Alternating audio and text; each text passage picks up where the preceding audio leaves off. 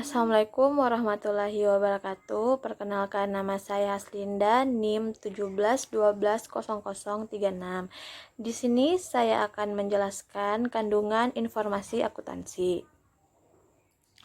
Pelaporan keuangan merupakan salah satu sumber informasi yang mengkomunikasikan keadaan keuangan dari hasil operasi perusahaan dalam periode tertentu kepada pihak yang berkepentingan.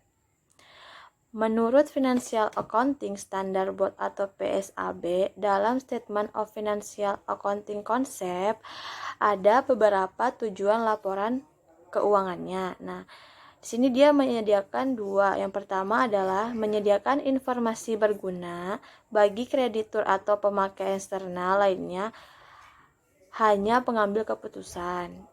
Kedua, menyediakan informasi mengenai prospek arus kas untuk membantu investor dan kreditor dalam menilai arus kas bersih pada perusahaan yang bersangkutan. Selanjutnya adalah kandungan informasi akuntansi. Nah, di sini kandungan informasi akuntansi ada 4. Yang pertama adalah laporan laba rugi. Laporan laba rugi. Laporan laba rugi adalah bagian dari laporan keuangan suatu perusahaan yang dihasilkan pada suatu periode akuntansi yang menjabarkan unsur-unsur pendapatan dan beban perusahaan sehingga menghasilkan suatu laba bersih. Selanjutnya adalah laporan perubahan modal.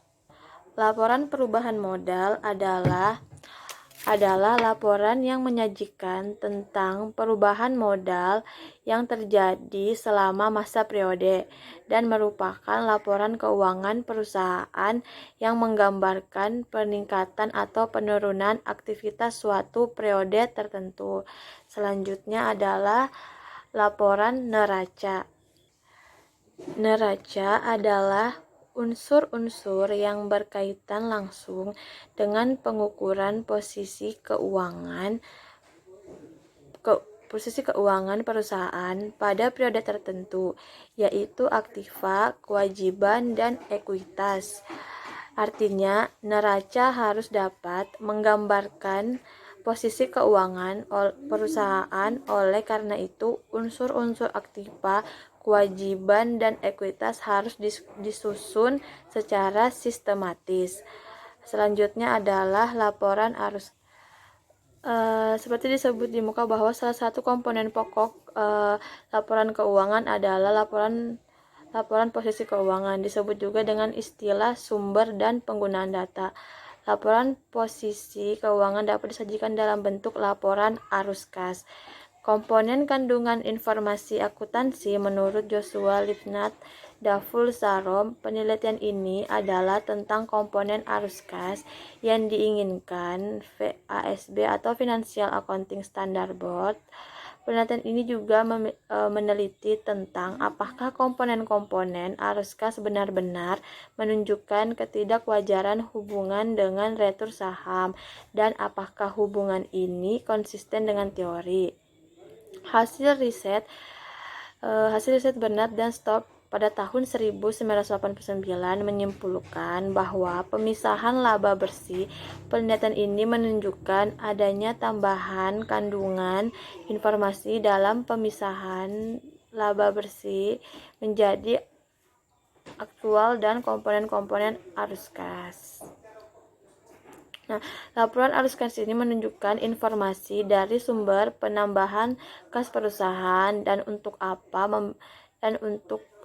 kas ini digunakan. Laporan arus kas dapat memberikan informasi yang memungkinkan para pemakai untuk mengevaluasi perubahan dan aktiva bersih perusahaan, struktur keuangan, dan kemampuan untuk mempengaruhi jumlah serta arus dalam rangka adaptasi perubahan keadaan dan peluang. Informasi arus kas berguna untuk menilai dan membandingkan nilai sekarang dari arus kas masa depan dari berbagai perusahaan. Nah, selanjutnya adalah tujuan laporan keuangan. Nah, di sini yang pertama adalah Tujuan dari laporan keuangan memberikan informasi yang dapat dipercaya mengenai sumber-sumber ekonomi dan kewajiban suatu perusahaan. Selanjutnya adalah menyediakan informasi yang dapat dipercaya mengenai perubahan sumber penghasilannya sebagai akibat aktivitas-aktivitas perusahaan yang diarahkan pada pencapaian laba. Mengungkapkan informasi yang relevan bagi kebutuhan patra pemakai, menyediakan informasi keuangan perusahaan yang bermanfaat untuk menaksir penghasilan potensi dari perusahaan. Di sini selanjutnya adalah karakteristik kualitatif. Menurut SFAC nomor 2, yang pertama, karakteristik kualitatif primer terdiri dari relevansi dan reliabilitas. Yang kedua adalah karakter kualitatif sekunder terdiri dari konsistensi dan keterbandingan. Selanjutnya adalah syarat akuntansi yang berkualitas. Di sini syaratnya ada 7. Yang pertama adalah manfaatnya yang pertama dapat kita terima. Terus selanjutnya mudah dimengerti, relevan, dapat diuji kebenarannya, informasi tidak memihak, menggunakan data yang akurat, dapat digunakan untuk memprediksi data keuangan dari tahun ke tahun berikutnya. Nah, selanjutnya adalah siapa saja sih pemakai informasi. Nah, di sini ada 2 pemakai informasi akuntansi, yaitu internal dan eksternal. Pertama-tama saya akan menjelaskan internal dan eksternal. Pihak internal adalah pihak yang berada di dalam sebuah perusahaan dan berkepentingan dalam pengambilan kebijakan perusahaan. Sementara pihak eksternal sendiri adalah pihak yang adalah pihak luar perusahaan yang mempunyai hubungan dengan perusahaan dan memiliki kepentingan terhadap kebijakan perusahaan. Nah, di internal ini ada owner, manajer, dan karyawan. Owner adalah pemilik perusahaan itu sendiri, sedangkan manajer adalah yang mengatur, dan karyawan adalah seorang yang bekerja di dalam perusahaan tersebut. Nah, sedangkan eksternal ini ada masyarakat, ada pemerintah, pelanggan, kreditor, dan investor. Nah, yang pertama saya akan menjelaskan investor. Nah, investor ini adalah mereka yang membutuhkan informasi untuk membantu apakah pembeli menarik atau menjual investasi tersebut. Pemegang saham juga tertarik pada informasi yang memungkinkan mereka untuk menilai kemampuan perusahaan untuk membayar dividen. Sedangkan karyawan memerlukan informasi mengenai stabilitas dan probabilitas perusahaan di samping kemampuan perusahaan untuk memberikan balas jasa, manfaat pensiun, dan kesempatan kerja. Sini ada kreditor. Nah, mereka yang tertarik dengan informasi yang memungkinkan mereka untuk memutuskan apakah jumlah terutang akan dibayar pada saat jatuh tempo.